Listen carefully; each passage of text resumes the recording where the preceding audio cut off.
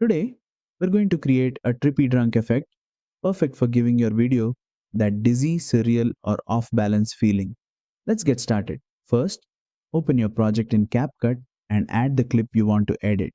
Now, head over to the effects panel at the bottom of the screen, tap on Video Effects, and in the search bar, type Trippy.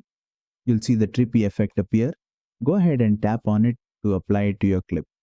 You'll instantly notice that the clip now looks slightly wavy, shaky, and surreal, just like how things feel when someone's dizzy or drunk. Here, you'll find two main sliders. Speed, this controls how fast the trippy movement happens.